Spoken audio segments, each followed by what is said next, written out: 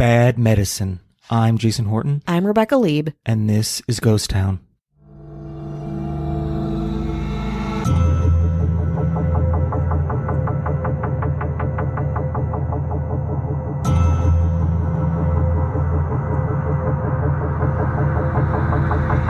In mid-1999, a failed Australian tennis coach named Sergey Benhayon, and I hope I'm saying that correctly, was sitting on the toilet, doing his thing, when all of a sudden he heard a voice. Then another voice. Startled, he listened more closely, and according to an Australian news outlet, Benhayon said, quote, "I just gave myself a time to sit and feel that moment, and that I could feel something really, really beautiful." Almost immediately, Benhayon became both a compelling and controversial figure, called a sexual predator, an abuser, and a, quote, charlatan who preys on cancer patients. With Benhayon at its helm, the bona fide cult of universal medicine took shape, an organization that continues to prey on Europe and Australia's sick, weak, vulnerable, and underaged.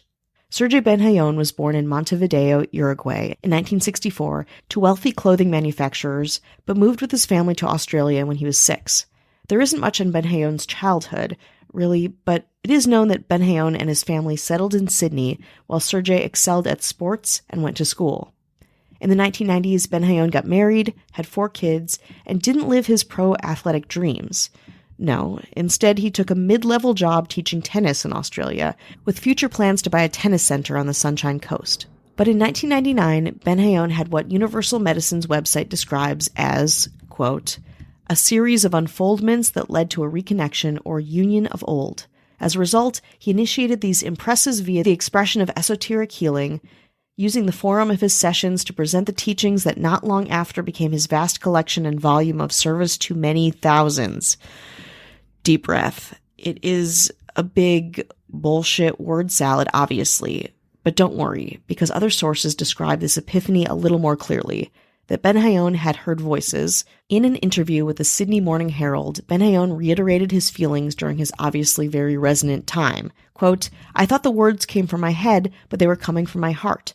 I fought them. I thought they were ridiculous. Even though they were beautiful, my head said, that's impossible. Who do you think you are?" The impressions basically told him to start Universal Medicine, a tight-knit group that, quote, creates transformational tools for thousands of people worldwide. But no, obviously it's not that. It is a cult. Benhayon's belief system, stemming from that first toilet conversation, is structured around the ideas of esoteric healing, rooted in the occult teachings of the theosophist Alice Bailey. Bailey, from my research, didn't seem like a bad person to look up to. She was known as the mother of the New Age movement, even coining the term New Age, which is pretty important to the scope of this podcast and really, now, modern culture as a whole. She worked through the turn of the century thinking that kindness and strict discipline around character and lifestyle would lead to enlightenment. Benhayon really liked those tenets, but he had some extra help kickstarting his own regurgitated and obtuse version of Bailey's beliefs. Not only was he connected to the universal energies of ancient wisdom, he also claimed to be the reincarnation of Leonardo da Vinci, Pythagoras, Imhotep, St. Peter, and even Alice Bailey herself. Sergey Benhayon believed that disease and turmoil and strife is caused by the energetic disharmony resulting from bad choices in previous lifetimes, and humans have had a lot of opportunity for bad choices, as Unimed believes that everyone's lived 2,300 lifetimes. These lifetimes are created and play out using 2 energies, prana, evil energy, and fire, good energy. I know, it felt a little counterintuitive to me too. Most forms of established knowledge, discipline, music, and some foods contain prana, bad, and you have to work very, very hard for that fire energy to win out. Benhayon began teaching his group of Australian followers all of these ideas, and I'm going to talk you through some pretty controversial and upsetting themes in these ideas, so please bear with me. They kind of developed from the beginning of this system of universal medicine and got worse and worse as time goes on. First, Benhayon said that those who abuse their authority, like corrupt politicians, are reincarnated as children with disabilities like Down syndrome and autism as punishment. He also said that sexual abuse towards children and adults is a result from a past life of misbehavior, punishment for making prana-level choices. But even if you're very, very good in all of your 1,000-some lives, you can mess up in your current life too. Lots of illnesses are caused by the possession of the body by evil spirits, and Benayoun even reportedly told a terminally ill patient that an evil spirit had entered her liver and kidneys, which is why she was going to die. He also tells couples that male orgasms during penetrative sex can give bad energy to women who participate in that sex. Prana is a predatory substance, and if it is sexual in nature, it could go as far as to invade someone's body and make them rape friends, family members, and other surrounding people. Benayoun can control his own prana and fire with the help of his powers, and in a sermon in September 2017, Benayoun said that he could, quote, orgasm as a hermaphrodite, with an orgasm like a woman, quote, and ejaculation like a man. Very confusing. And don't worry, he also says some pretty troubling statements about race, saying that each race chose their skin color, more specifically Asians, who chose their yellow skin to signify intellect. Of course, there are lots of things that would combat the prana, the bad energies, sexual or not. First and foremost, you might have already guessed this based on what I've said already, donating to Universal Medicine and buying Universal Medicine healing modalities and products, including teas, herbal elixirs, creams, and laminated healing symbol postcards, of course, help clear your prana. Together with his daughter Simone, a swim instructor and head of the Universal Medicine branch in the UK, and whom Benayoun claims is the reincarnation of Winston Churchill, Universal Medicine began to grow and build. In the early aughts and into the 2010s, more than 15,000 people enrolled in Universal Medicine retreats in Australia, England, and Vietnam. Not to mention attendance at workshops, presentations, lectures, and private healing sessions, which totaled over $1.3 million in 2013. That is, of course, according to Benayoun himself, so take it with a grain of salt. Benayoun's program with Universal Medicine also includes these foundational treatments to combat prana. These treatments have names like, quote, esoteric breast massage, and ovarian readings, chakra puncture, and esoteric ovary massage. True followers who do all of this, Benayoun claims, will reincarnate, quote, over and over again until each and every single human is united as one by their true light. And many people really connected with it. Especially, it seems, medical professionals who were looking for something more than what they were taught, explanations beyond traditional Western medicine. To the dedicated Unimed subscriber, the organization's ideals, I think, again, just according to my research, I am taking kind of a leap in logic with some of this, felt like a, perhaps, mix of Western and Eastern. And at this point, the true cult-like features and problematic outlooks were couched in rhetoric that felt more spiritual, like a cozy wellness life hack more than, well, completely out of line. For example, here's another quote from the website that says, quote, there is a grander and far vaster version of who we truly are, a truth or way of being that supersedes even the highest known forms of so-called well-being and or fitness, and even what we think is wise, intelligent, or intelligence itself. There is a stupendous, already known, bottomless well of knowledge and wisdom that is eternally there, awaiting to be called on, and should one choose it, and from there, be prepared to do what it takes to live its non-instructional impulse and its serving way. Okay, if you look past, again, another dense wall of near meaningless words, it can be spun as something that seems maybe reflective or inspiring.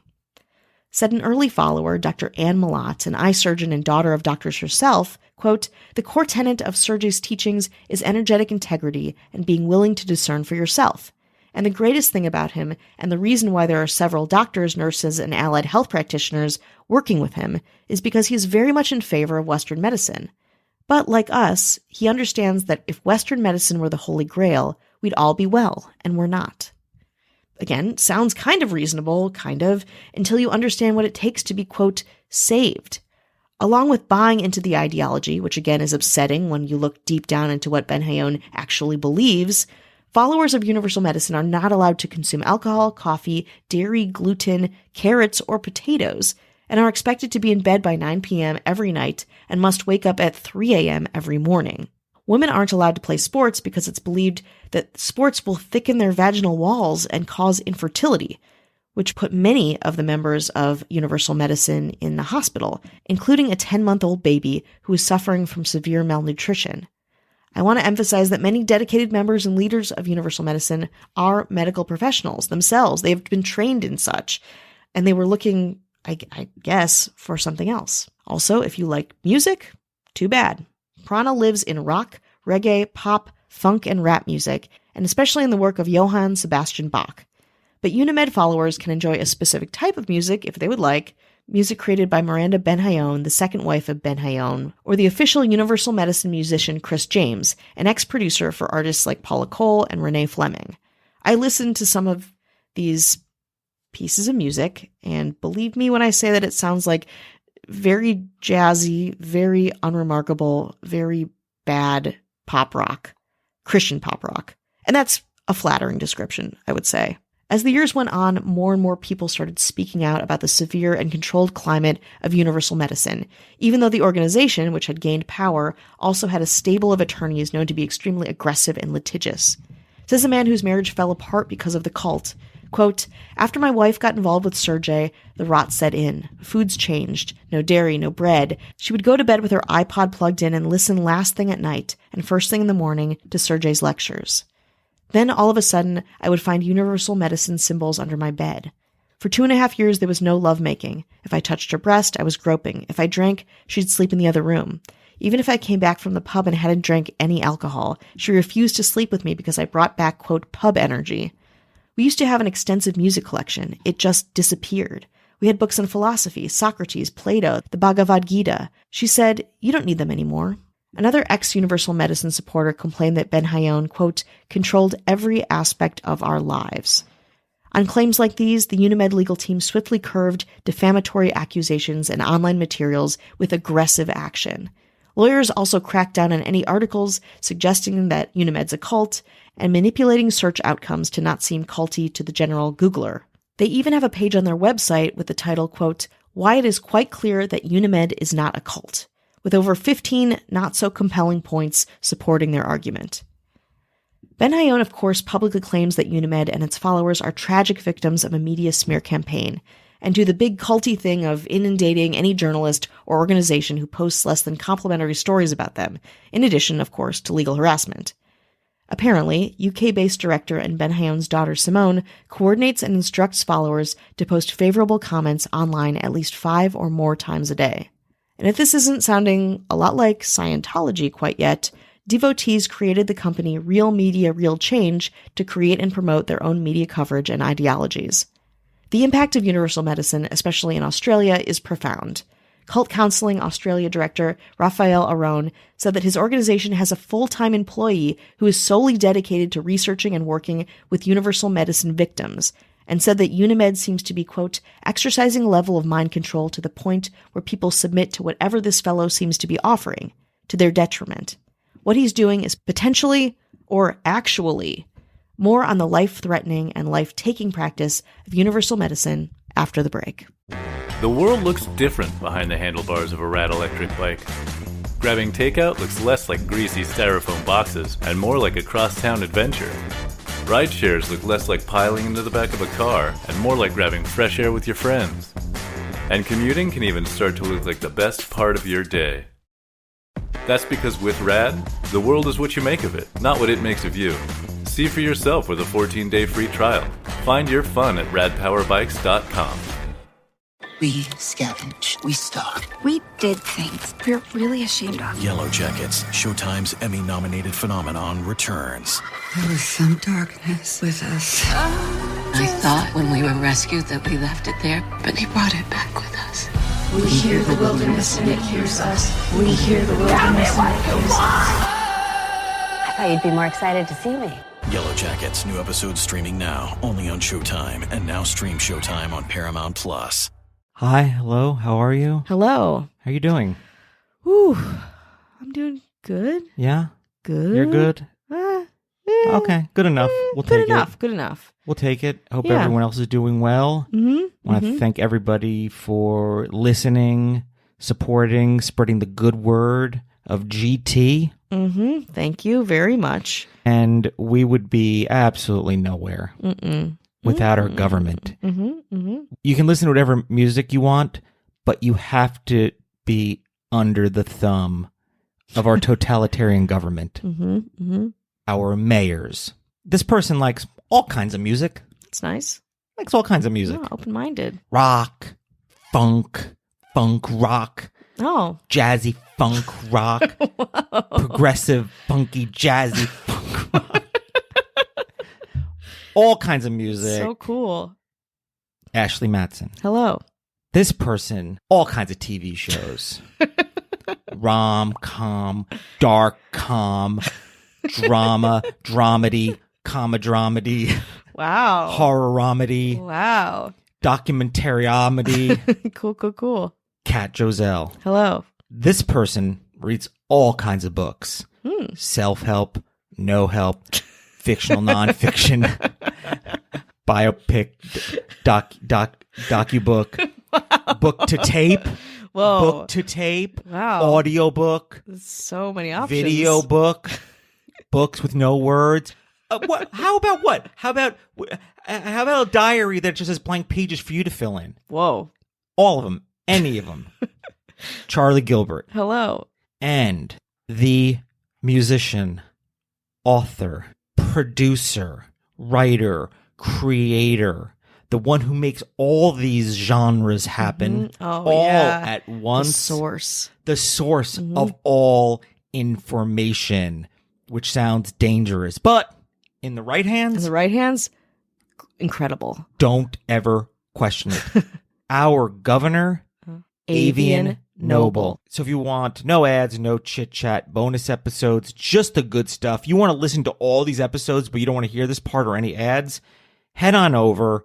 7-day free trial. You can take it, utilize it for 7 days, and then bail. We don't care. That's great. That's great. As long as somebody's using it, head on over to patreon.com/ghosttownpod.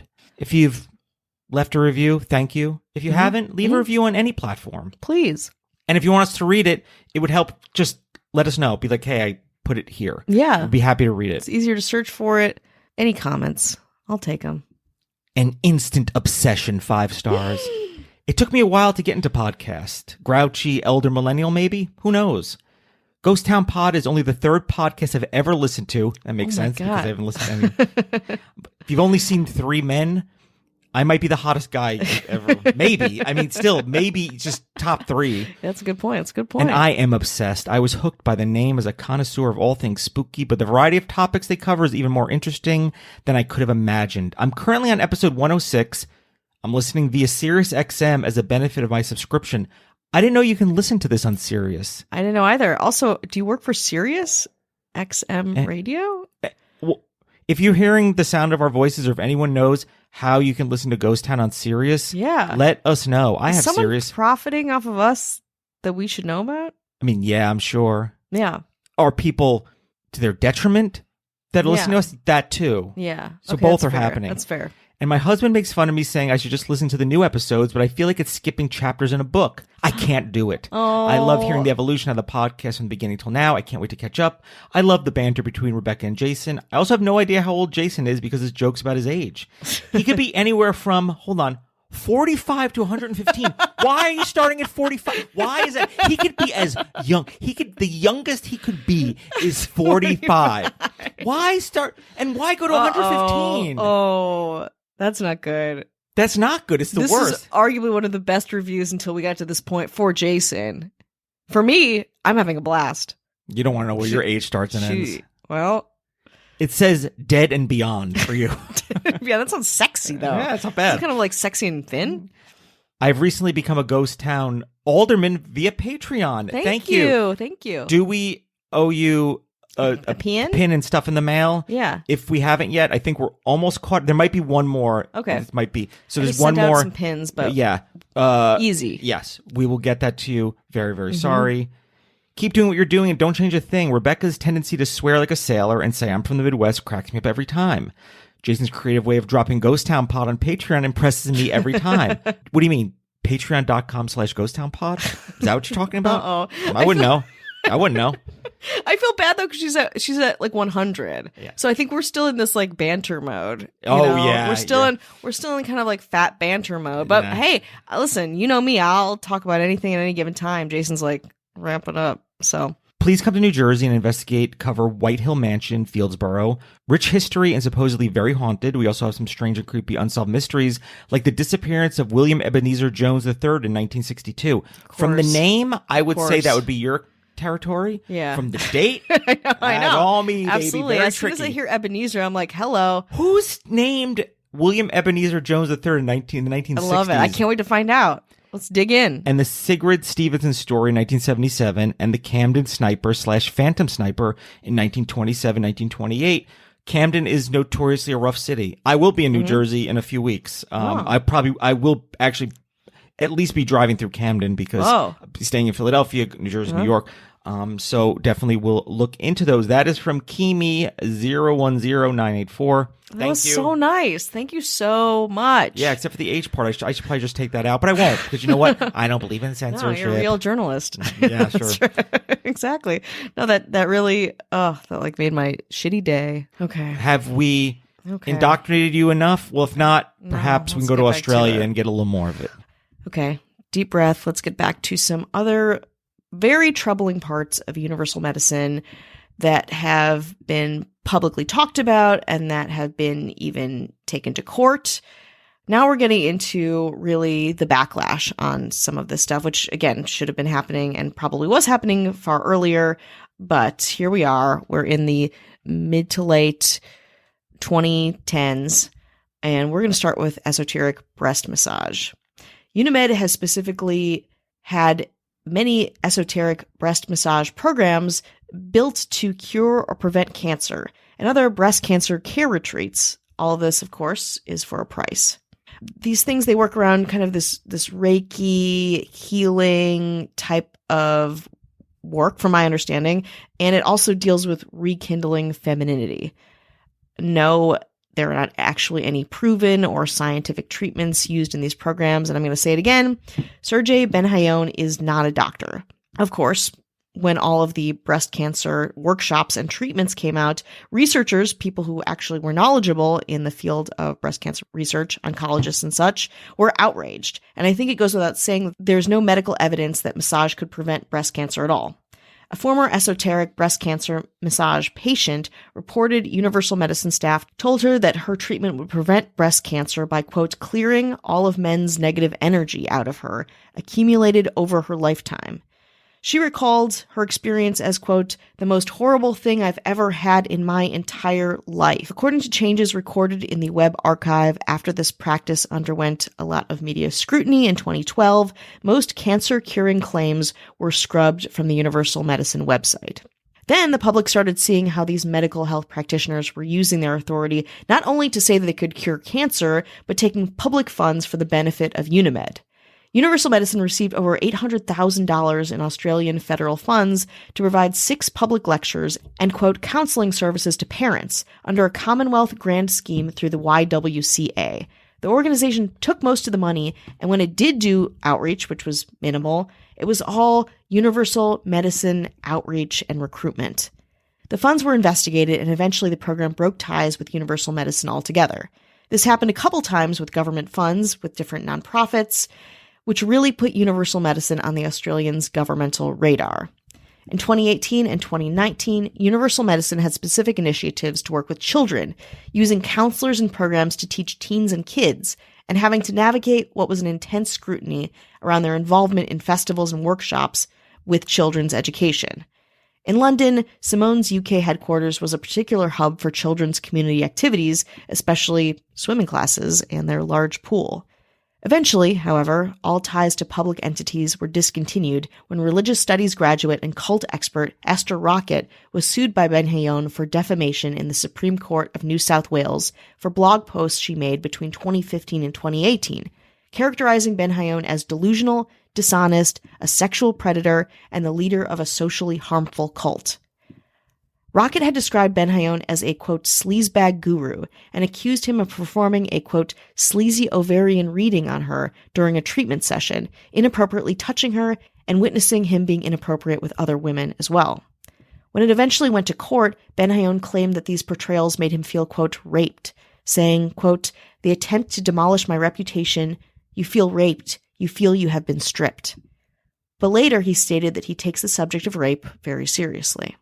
The 7-week trial, which began in September 2018, was a circus. Benhayon's wife, Miranda, who he had known since she was 13 years old, stood by him while Ben-Hayon told Rocket's attorney that he could sense discarnate spirits in the courtroom who were 9 feet tall, had no feet, and had a crevasse where the nose was meant to be on these spirits' faces. The 4-person jury eventually found Rocket not guilty of defamation, and that it was substantially true to say that Ben-Hayon led a, quote, socially harmful cult, made, quote, bogus healing claims, intentionally indecently touched her and a number of his other clients, and, quote, reasonable grounds to believe that Ben-Hayon intentionally sexually preyed upon her and other clients during treatment sessions. I wish I had more details, again, on how this went and more to talk about. You know, it can get graphic and upsetting, but it's a lot to take in. In addition, it was found substantially true, and I couldn't find more details on this either, that Ben-Hayon, quote, had an indecent interest in young girls as young as 10 whom he caused to stay at his house unaccompanied, and, quote, is guilty of inappropriate behavior with children, and, quote, is dishonest. Yes, of course.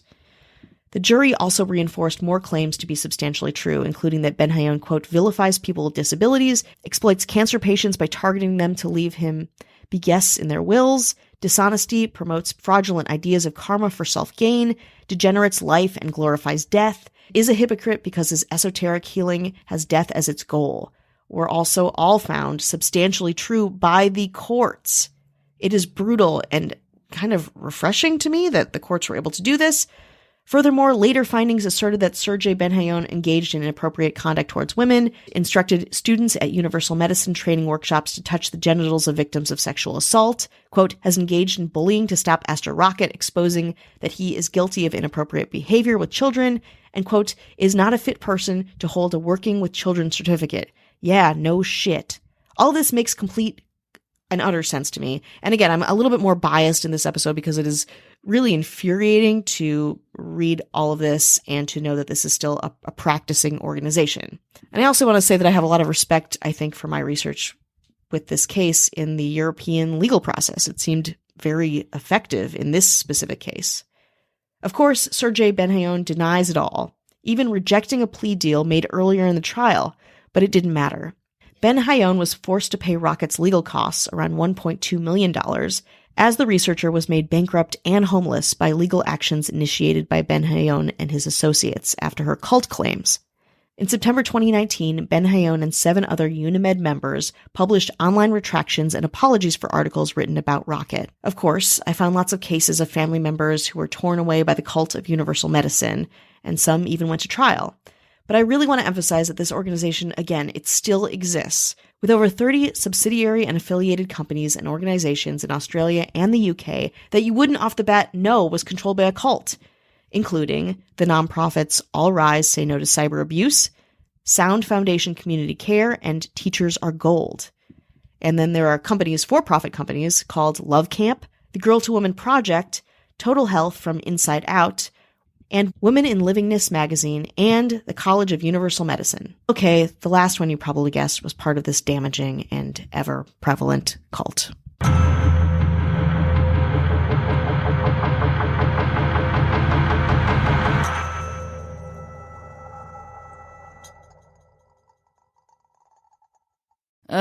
Another pointless video call where nothing gets done. I think you're on mute, David. Sorry. What did I miss? IT just approved Miro for the whole company. Miro? That's the... online whiteboard for team collaboration. We can make these long video meetings so much shorter with Miro boards. We can share ideas, feedback, and updates on them whenever. Actually see what we're talking about. It's all online. Miro will make our flexible work setup so much easier. With one virtual space for our brainstorms, projects, presentations. Oh, that sounds kind of amazing. So I don't need to wake up for 6 a.m. calls with the London office anymore. Now you're getting it. Don't let time zones get in the way of your team working well together. See why 99% of the Fortune 100 trust Miro to get good work done from anywhere. Get your first 3 boards free at Miro.com. That's MIRO.com. Are you the type of person who seeks out the things lurking in the shadows? Do you thrive off of the fear, the mystery, and the unknowns of the world? Then you're in the right place. Something Scary isn't afraid of the dark, and we know you aren't either. Hello, I'm Blair Bathory, writer, director, horror lover, and host of the Something Scary podcast. Fear is a universal language. The things that scare us connect us.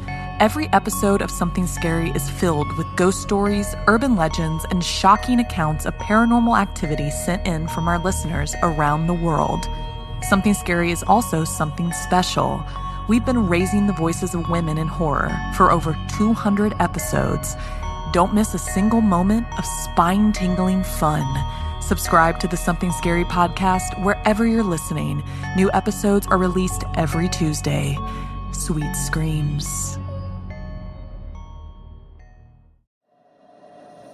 Hello everyone, what is up? It's Savannah Breimer here from the true crime podcast Killer Instinct. If you have a true crime obsession like me, Killer Instinct is the podcast for you. Join me every week as we dive into the wildest, most twisted true crime cases. Anything and everything from unsolved, solved, cold cases, missing persons cases, and serial killer cases. Each case will leave your head spinning, so make sure you pause what you're listening to right now, head over and subscribe. That way you never miss an episode. We post every Wednesday, and I can't wait to see you there.